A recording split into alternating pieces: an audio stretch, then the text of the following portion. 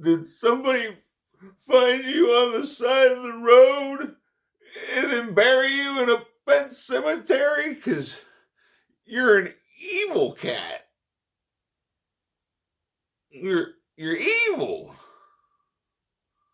He's evil, everybody.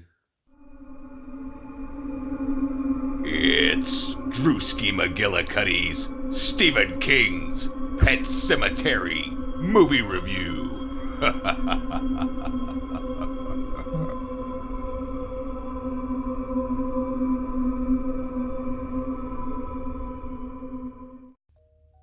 Hey everybody, it's Drewski McGillicuddy, and tonight I figure since everybody's out there talking about the brand new Pet Sematary remake, I would talk about the old Pet Sematary from 1989 because it was just a little under budget for me to go see it this week. But that's all right. I've been at work all week, working my life away, just so that I'll have enough to go see it tomorrow night.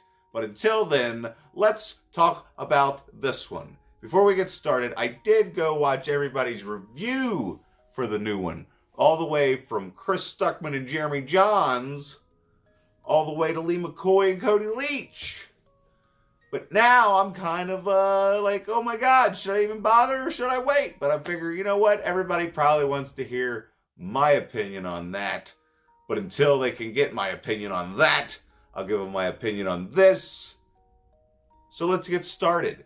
Now this movie, we all know, is based on a Stephen King novel. It's about the Creed family, and they moved from Chicago to Maine. Lewis Creed, Rachel Creed, Ellie Creed, and Gage Creed. One big happy family, and that's one thing that this movie is very good at, is establishing just how close this family is, aside from the in-laws, which, the in-laws in this movie. We ain't going to talk about that, other than the fact that Rachel's dad is a bitch. So just let that be known right off the bat. But anyway, so they just move into this fancy new country house. It's like in the country, sort of, but it's on this main road, and there's these big trucks, and they just barrel ass up and down this road at a high rate of speed with no regard for anyone's safety. Anyway, so the Creeds have this neighbor Judd, played by Ed Munster. I can't remember his name. Fred Gleason? I don't remember. My brain doesn't work like that. So anyway, he's one of my favorite characters of all time, basically. Just because of the way he talks. I mean, it's not even just his character. It's just the actor, Fred Gwynne. Jesus Christ. Fred Gwynne, I could listen to the guy talk all day. I loved him in My Cousin Vinny. I loved him in The Munsters. I love him in this. The man's a national treasure. But I'd love to make a drinking game out of this movie. Every time Judd says the word road, you better stay away from that road. Just get away from that road. Better watch him from that road. The road. The road. I live just across the road. You want to watch out for that road. Watch it, and like from now on, every time you watch it, you're gonna hear road, and just every time you see a road or something, you're just gonna want to say, "Get away from that road." I don't know, but it's just an inside joke between me and the secretary, because I don't know. But yeah, you can totally make a drinking game out of every time Judd says the word road. But anyway, so he comes over and introduces himself. And the movie spends a good amount of time just getting to know the family, developing the family, showing you the build-up, the build-up. That's what they call it, right? Anyway, so Rachel and the rest of the family go off to Chicago to visit her parents, and Lewis stays behind because nobody can deny that's not what happens. Anyway, so there's a trail out yonder across the field, and they ask Judd, where does that trail lead to? And he tells, well, there's a story about that trail. there's a place too or something, and I'll tell you about it while I take you there. And he takes them there.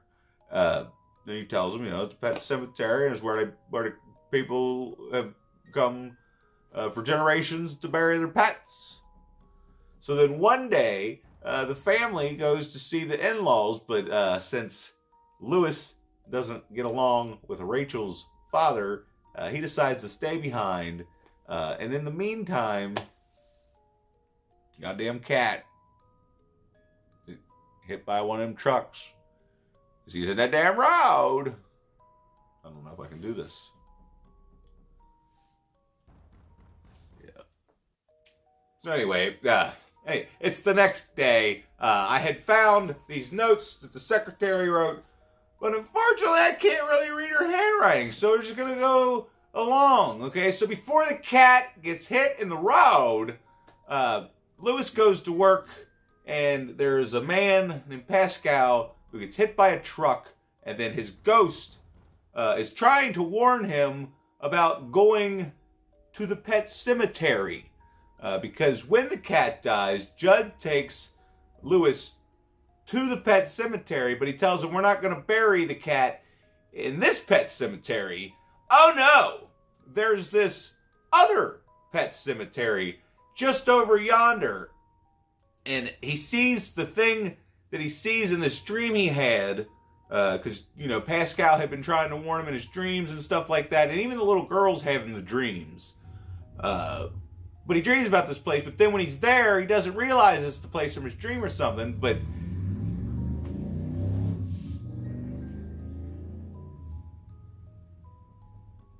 But Judd convinces him that they can get over this debris, and they take the cat and they bury the cat and, go back to their lives. And he tells him, you can never tell anybody what we've done here today. So the cat just goes back to being a cat, right? Just like my cat. He's the same cat that he was. He just smells bad.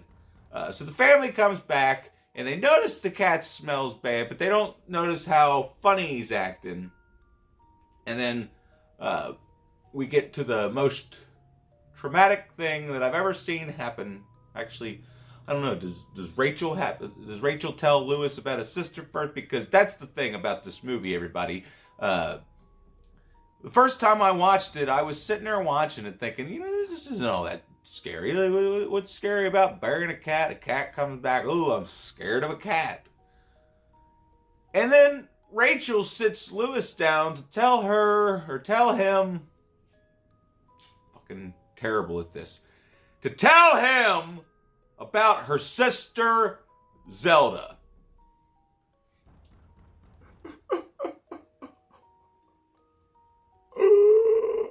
And it fucked me up for life, everybody.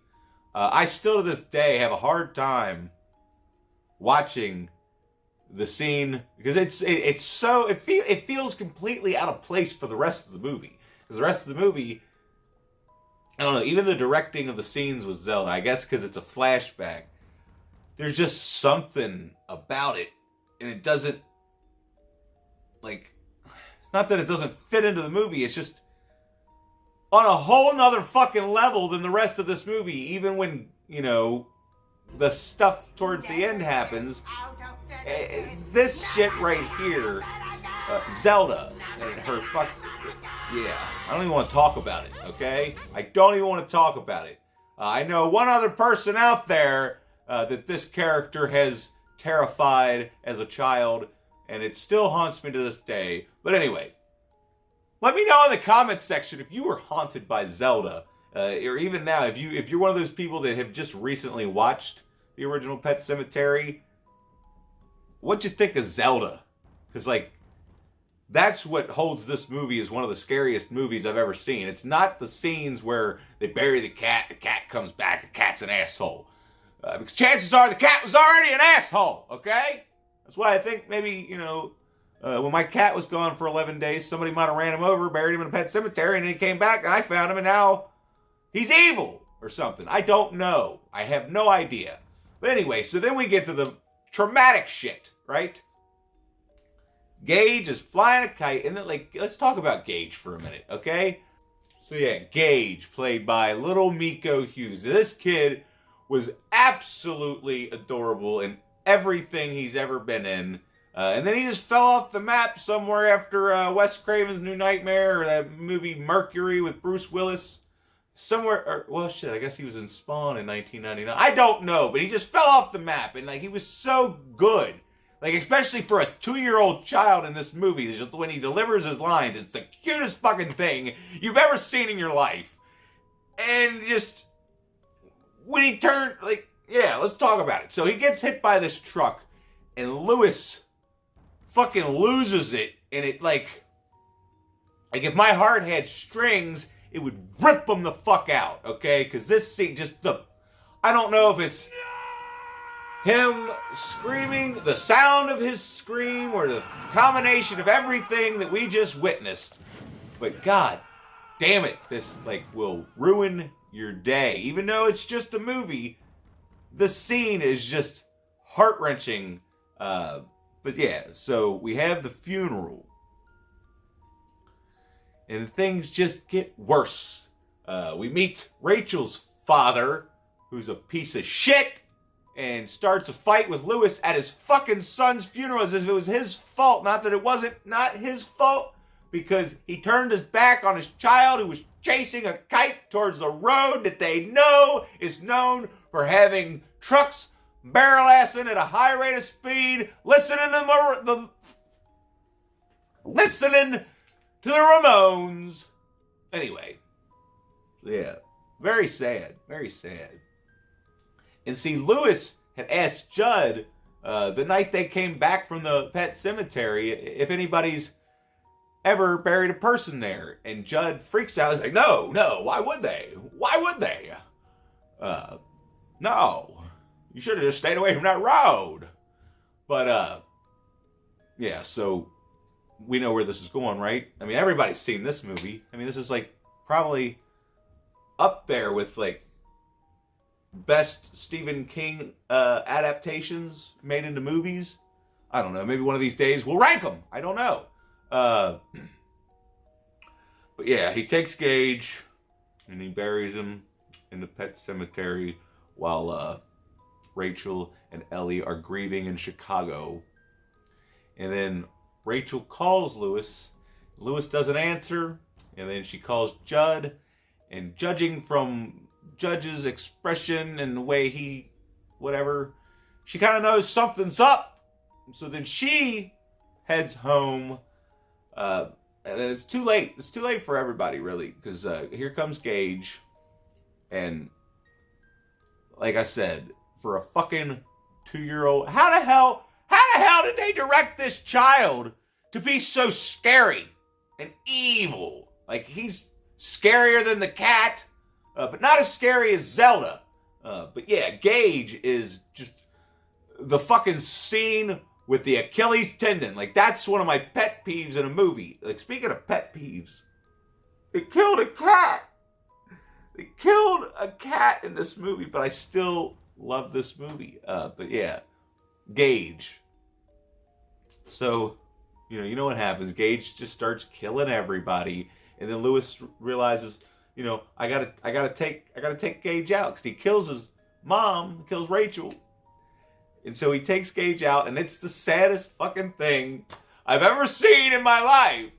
He's just like, no fair, and he runs off and falls down in reverse or something. I don't know. The scene's funny to look at. Anyway, let's wrap this up because I gotta go do stuff. Speaking of which, I've been so busy this week working 12-hour day. They won't let me leave work. When I want to leave work. Sometimes I get tired. Been shoveling stuff all day. I want to go lay down.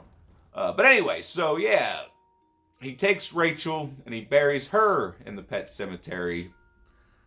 Because yeah, Lewis is by this point completely lost his fucking mind. Like, Pascal's trying to warn him, and he's like, "It's okay. It's all right. She just died. It'll work this time." I mean, it worked last time, but it didn't work the way you wanted it to. What makes you think it's going to work the way you want it to this time? Especially Here's a little gripe I have with this movie. I don't understand. Maybe I wasn't watching closely enough. First of all, hold on. Yeah, let's back it up a little bit. How the hell did Gage get his mom up in the fucking attic, and then get the noose around her, and then hang her? Let alone when she comes back, why is she missing like a whole side of her face and it's oozing pus? I don't know. That always, it's cool looking. Definitely top-notch special makeup effects across the board. But it's just weird to me. But yeah, the original Pet Sematary. Oh, how do you put a letter, a number, or anything on this? Because I mean, this movie, like I said, people did I bring up the thing about people trying to say this movie's dated? I mean, it was made in 1989 and it takes place in 1989. So how the fuck is that dated?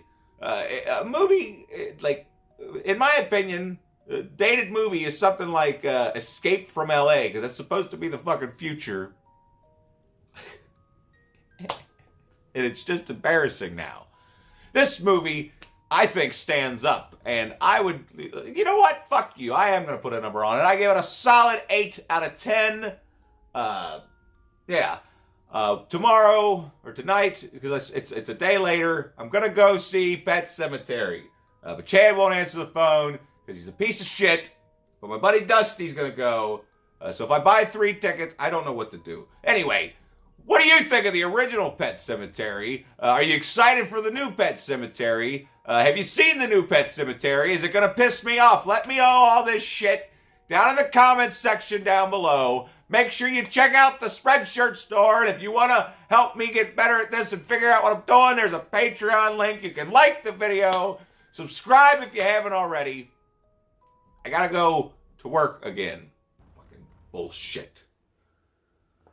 Anyway, we'll see you next time.